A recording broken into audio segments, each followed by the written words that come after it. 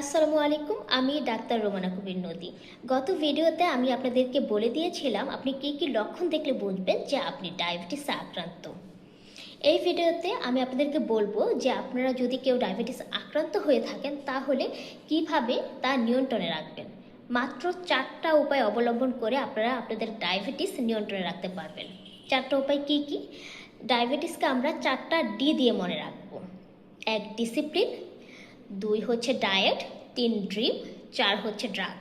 তাহলে প্রথমে আমি ডিসিপ্লিনের কথা বলি।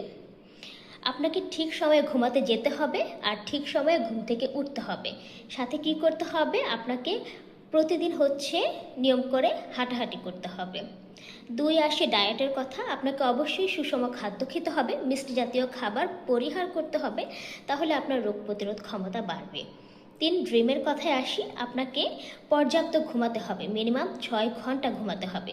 আপনি যদি কম ঘুমান আপনার ডায়াবেটিস নিয়ন্ত্রণ করা খুবই কঠিন হয়ে যাবে। সাথে কিছু জটিলতা দেখা দিতে পারে, যেমন আপনার হৃদরোগের জটিলতা বা হচ্ছে ব্রেন স্ট্রোক, আরও অনেক ধরনের সমস্যার সম্মুখীন আপনি হতে পারেন। আর 4 নম্বরে হচ্ছে ড্রাগ। আপনাকে অবশ্যই আপনার ডাক্তার ডায়াবেটিসের জন্য যে ওষুধ দিবে সেটা নিয়মিত খেতে হবে। এই 4টা নিয়ম যদি আপনি মানেন তাহলে আপনার ডায়াবেটিস খুব সহজেই নিয়ন্ত্রণ করা সম্ভব।